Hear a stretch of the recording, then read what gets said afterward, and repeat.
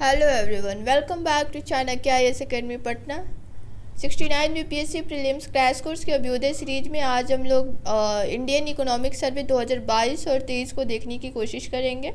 ये ऐसा major portion होता है जहाँ से आपके 2 से 3 क्वेश्चन बन ही जाते हैं, चाहे वो बिहार इकोनॉमिक सर्वे से हो, बजट से हो, या यूनियन बजट से हो, या इंडियन इकोनॉमिक सर्वे से हो। मेजरली 3 से 4 से 5 क्वेश्चन आपके यहाँ से पूछे जाते हैं।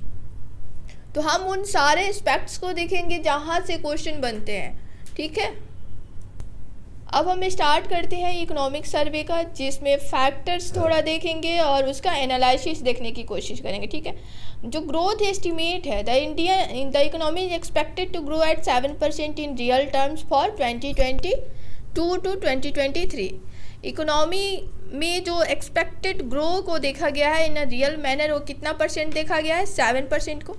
जीडीपी एस्टिमेट्स को देखा जाए तो India GDP expected to be in the range of 6 to 6.8% in 2023 and 2024। 2023 और 2024 में कितना एक्सपेक्ट किया गया है जीडीपी को? तो 6 से 6.8% तक किया गया है।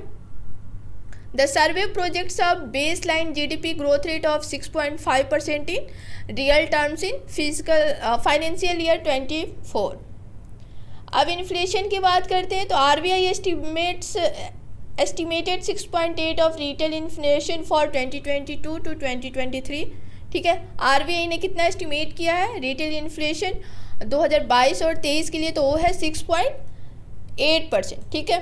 फिजिकल डेफिसिट की बात करें तो देखते हैं, physical deficit of the union government had moderated 6.7% of GDP in financial year 2022। Financial year 2022 में फिजिकल डेफिसिट कितना थी? तो जीडीपी का 6.7% था, ठीक है।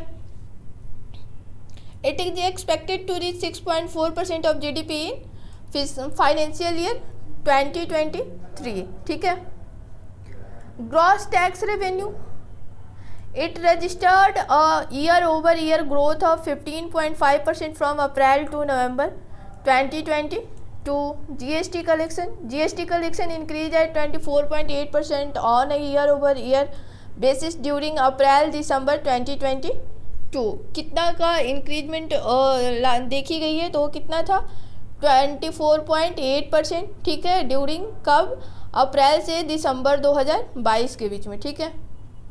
Capital expenditure of the central government, it increase by 63.4% from April to November, ठीक है। कितना इंक्रीज किया गया है? 63.4% हुआ था। कब से कब तक? अप्रैल से नवंबर 2022 तक। It was a major growth driver of the Indian economy in financial year 2022। It has steadily increase from a long term average of 1.7 of GDP financial year 9 to financial year 20 to 2.5 of GDP in financial year 2022।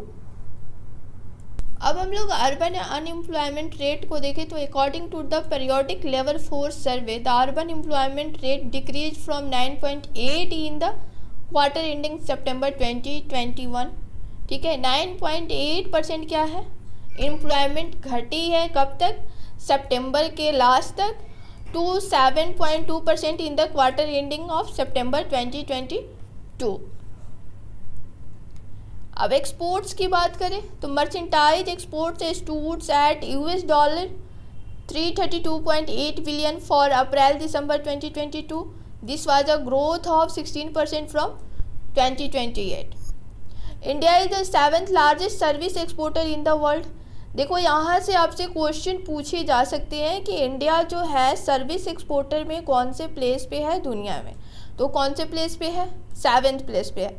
The share of exports of goods and services as a percent of GDP in the first half of 2022 to 23 has been the highest since 2016। अब हम economic survey को एक graph के तौर पे देखने की कोशिश करेंगे, जिसमें फिजिकल डेफिसिट को पहले देखेंगे तो कि जीडीपी का कितना था, ठीक है। तो 2019-20 में जो था फिजिकल डेफिसिट वो जीडीपी का कितना परसेंट था, 4.7% था। 2021 में कितना था, 9.2% था। 21-22 में कितना था जीडीपी का, तो 6.7% था। और 22-23 में कितना था जीडीपी का, तो 6.4% था। अगर इन्फ्लेशन की बात करें तो सीपीआई कितना था, 6.8% था, ठीक है। और डब्ल्यूपीआई कितना था, 11.5 था 2022-23 के इकोनॉमिक सर्वे में, ठीक है।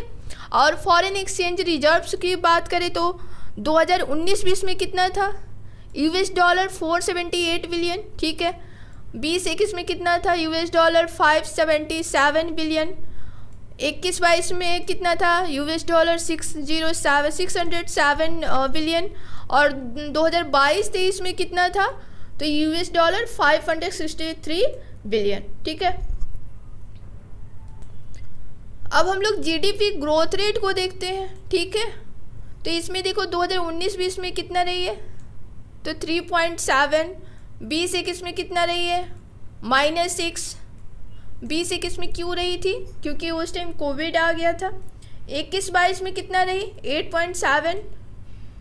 22-23 में कितना रही, तो 7% रही है। और 23-24 में कितना रही थी, तो 6 से 6.8% के बीच रही है, ठीक है।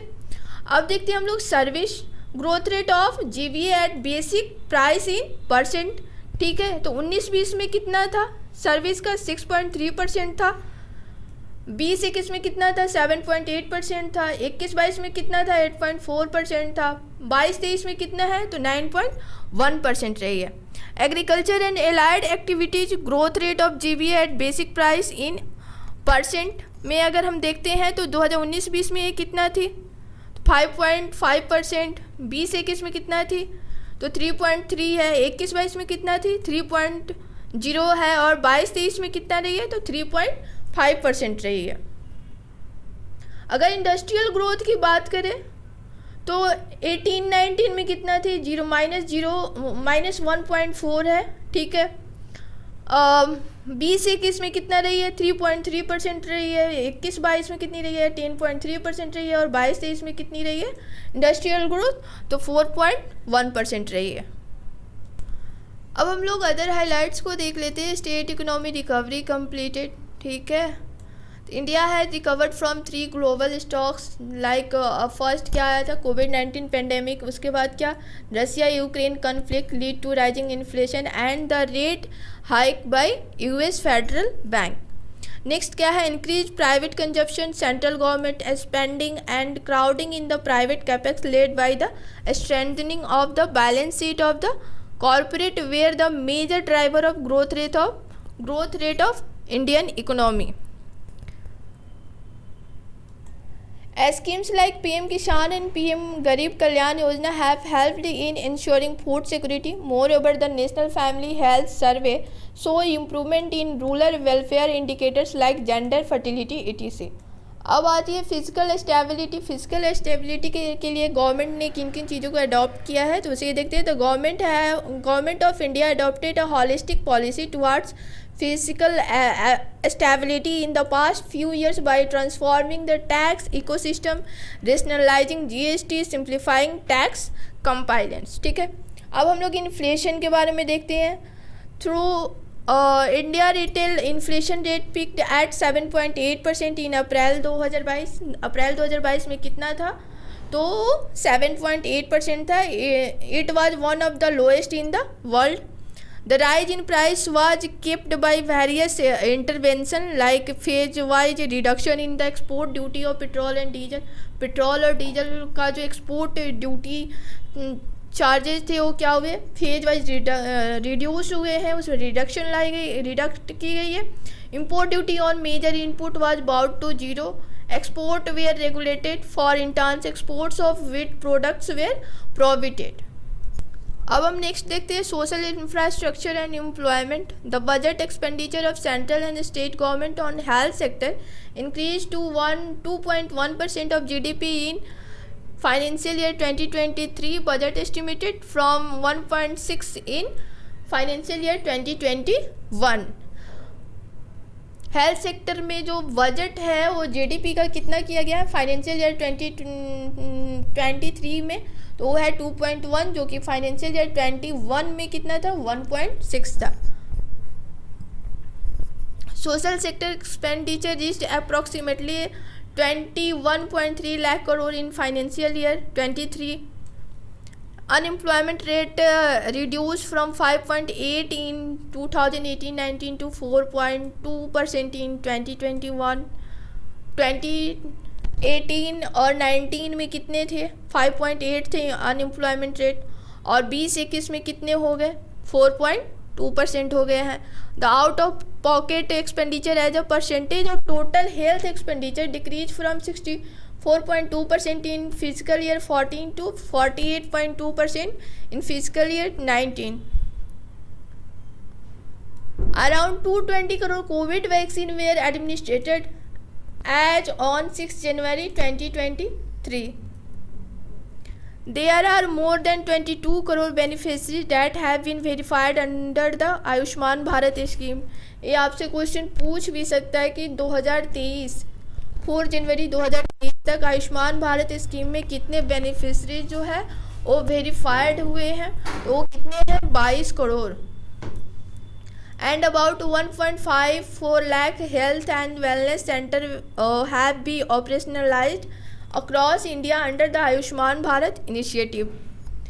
क्लाइमेट चेंज एंड इन्वायरमेंट के सेक्शन में अगर हम देखते हैं तो यहाँ पाएंगे India has achieved its target of 40% installed electric capacity from non-fossil fuels ahead of 2023।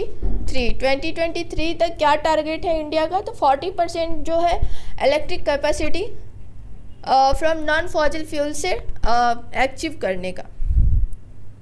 उसके बाद है life style of environment initiative while launch by the government of India. ठीक है, Initiative like sovereign gold bond and national green hydrogen mission was launched।